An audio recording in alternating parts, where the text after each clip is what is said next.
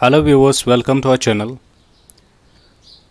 In today's topic, we will be talking about a poem which has been written by Margaret Atwood, and the name of the poem is "This is a photograph of me." सबसे पहले हम writer के बारे में बात करेंगे. Let us talk about the author.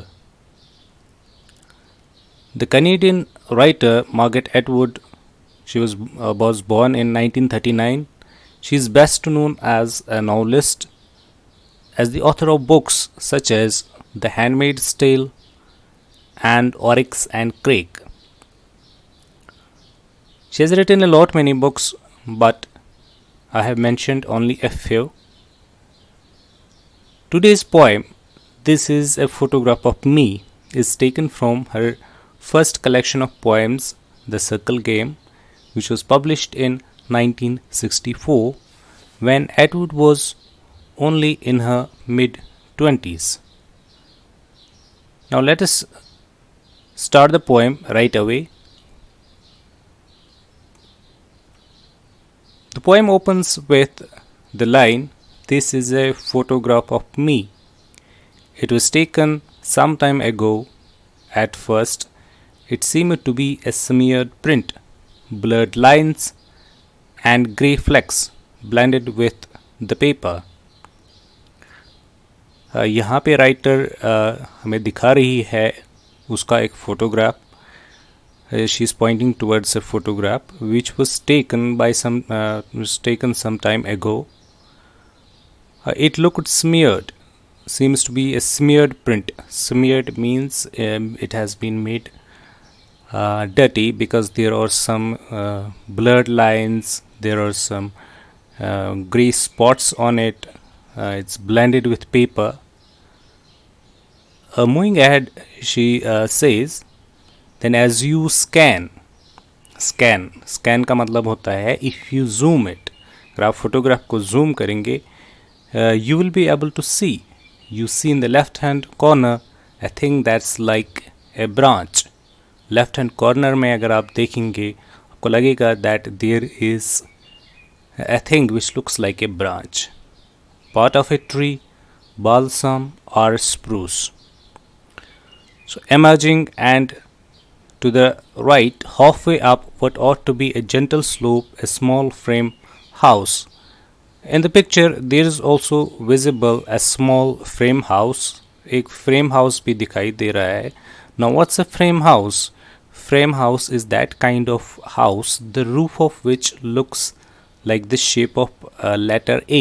A की तरह उसका रूप जो छत होता है वो दिखाई देता है. So as you can see in the representational picture, वहाँ पे कुछ trees है. There is the house also, frame house also, and in the background there is a lake. Now she goes on to describing the photograph. वहाँ पर एक lake भी है, and beyond that some low hills. If you see the picture, you will be able to see that beyond the lake there are some hills, low hills, small hills. Now she gives us the outward appearance of the photograph and what are the things which are clearly visible on the photograph. Now if we move ahead, if we look,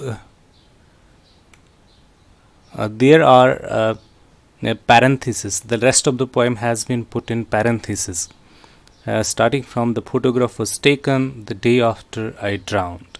Now she reveals some dark secret to us.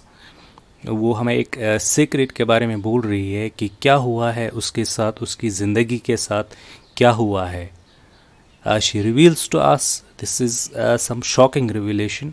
She reveals to us that I am in the lake, she is in the lake, in the center of the picture, just under the surface. She is in the lake, she has drowned herself. Was it a suicide? Was it a murder? And who has done this murder? These are some of the questions. It is difficult to say where precisely or to say how large or small I am. The effect of water on light is a distortion.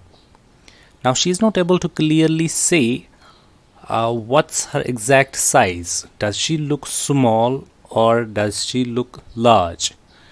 क्या वो छोटी दिख रही है या बड़ी दिख रही है?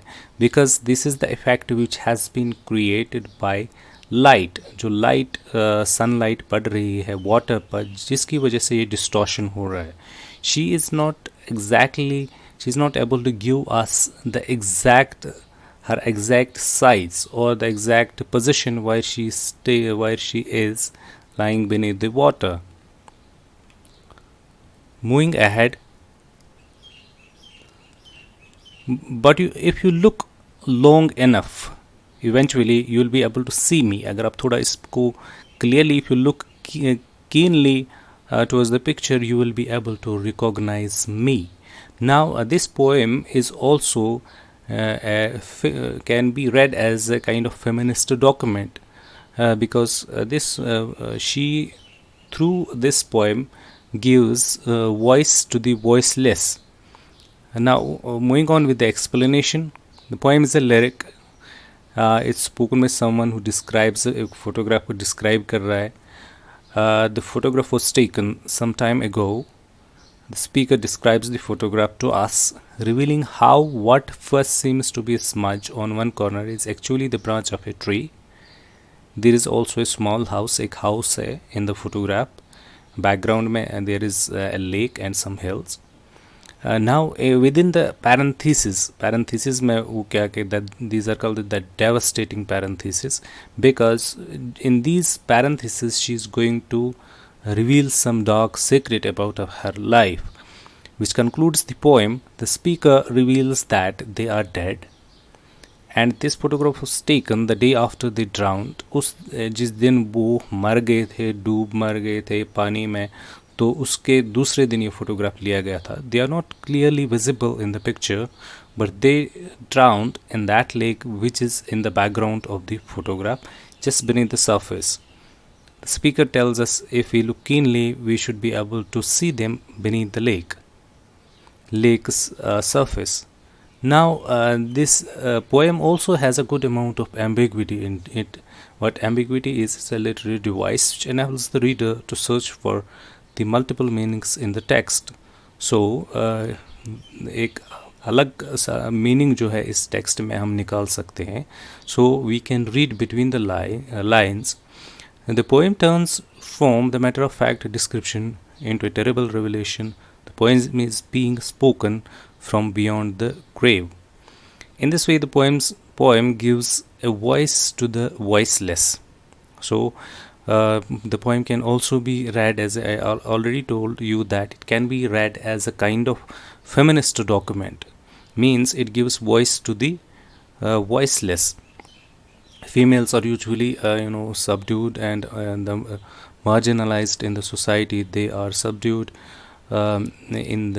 because of the males in the society, because of the patriarchal society. So it gives a kind of voice to the voiceless, and the dead or the drowned are most literally voiceless. Did the speaker of the poem drown by accident or design? Was this a suicide or murder? Was the speaker male or female? Was she a small child? These are some debatable questions, although Atwood provides only hints. If we look at the language the speaker uses, she hints at a younger person. एक छोटा ही बंदा जो है, there is a certain innocence to the manner of addressing to us. And in the following stanza, one might scan. Scan is also used for photograph, because nowadays we zoom a photograph in order to look for the details. Photograph को हम zoom करते हैं, उसको जो भी उसमें कुछ होता है वो देखने के लिए. Photograph for particular details, but one also scans a poem.